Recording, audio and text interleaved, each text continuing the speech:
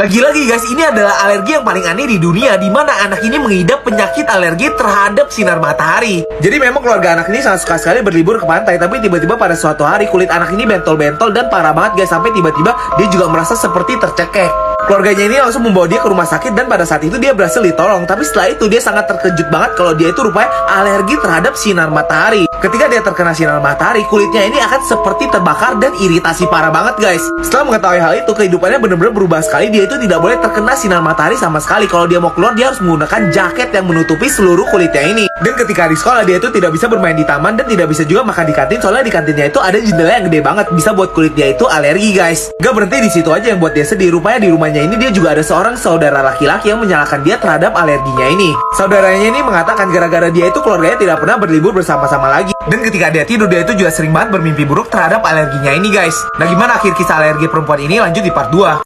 Alergi paling aneh di dunia, wanita ini alergi sama sinar matahari part yang kedua. Wanita ini benar-benar sedih banget, dia berpikir tidak akan ada pria yang menyukai dia. Ditambah lagi ketika adiknya ini berulang tahun, adiknya ini meminta kepada keluarganya itu untuk berlibur ke pantai. Dan tiba-tiba keluarganya ini memarahi adiknya. Adiknya ini semakin menyalahkan kakaknya yang alergi sinar matahari itu. Dia mengatakan kalau kakaknya itu adalah vampir yang membuat keluarganya ini tidak bisa pergi berlibur lagi. Mendengar hal ini, wanita ini benar-benar sedih banget. Tapi di situ rupanya ibu dan ayahnya ini tetap menyayangi dia. Ibu dan ayahnya itu tidak pernah menyalahkan dia terhadap alerginya ini. Nah, sejak saat itu dia mulai bangkit. Dia itu mau keluar dari zona nyamannya, di mana dia itu bergabung di olahraga dalam ruangan dan dia itu mulai berlibur dengan keluarganya di malam hari. Dia mulai mengubah cara pikir yang awalnya alergi sinar matahari itu menghancurkan hidupnya. Dia mengambil sisi positifnya guys. Dan ketika dia berkuliah, sudah banyak orang yang bisa mentolerin hal ini. Dan rupanya ada seorang lelaki yang suka sama dia dan mengatakan kalau alergi sinar matahari itu rupanya keren guys. Bahkan yang membuat dia beda dan keren, akhirnya dia itu menikah di bawah sinar bulan guys, seperti vampir. Keren banget kan? Gara-gara nggak pernah menstruasi, gadis ini divonis mandul. Jadi pada saat dia berumur 12 tahun, teman-temannya itu udah pada halangan kan. Akhirnya di umur 14 tahun, dia tuh pura-pura halangan. Dia naruh noda merah ke celananya. Terus pas di dalam kelas, dia pura-pura sakit perut gitu, terus ngadu ke temennya. Dan temennya lihat ada noda merah di celananya kan.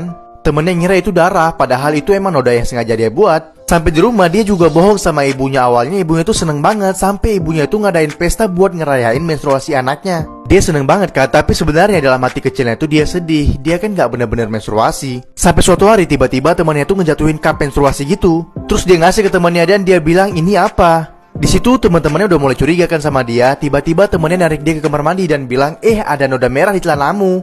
Nah, di situ dia kesenangan banget kan. Akhirnya dia menstruasi, tapi ternyata itu cuman bohongan. Teman-teman yang ngeprank dia taruh pewarna gitu kan di kursinya, supaya celana dia itu ada noda. Terus temennya bilang, ini balasan karena kamu sudah ngerjain kita. Dan Pardu dia selalu mencari tahu bagaimana caranya supaya dia bisa mens, tapi nggak mens juga guys. Sampai akhirnya dia ketemu sama satu orang cowok nih. Dan akhirnya mereka pacaran. Pacarnya tuh nyuruh dia buat periksa ke dokter. Tapi dia nggak berani karena takut menerima kenyataan yang pahit. Sampai suatu hari pas dia pulang sekolah, ibunya nemuin segerombolan softtek yang dibeliin ibunya selama ini. Di situ dia jelasin sama ibunya kalau ternyata dia belum pernah menstruasi sama sekali. Akhirnya ibunya ini ngajak dia ke dokter kan. Dokter bilang dia nggak punya satu kantong telur. Makanya dia nggak pernah menstruasi dan kemungkinan punya anak itu 0%. Ibunya coba bawa dia ke terapis gitu kan, tapi tetap aja berbulan-bulan dia nggak mens juga. Ya udah dia memutuskan untuk ninggalin pacarnya secara diam-diam. Tetapi sebelum ditinggalin dia berhubungan dulu sama pacarnya. Terus dia ditinggalin, tapi ternyata beberapa bulan kemudian dia merasa aneh dalam perutnya. Ternyata dia hamil guys. Jadi efek dari terapis itu ternyata dia sempat halangan. Dia lihat ada darah di tempat tidurnya kan, makanya dia bisa hamil guys. Ya udah dia kasih tahu ke pacarnya dan setelah itu pacarnya langsung menikahkan dia. Akhirnya ya udah happy ending guys.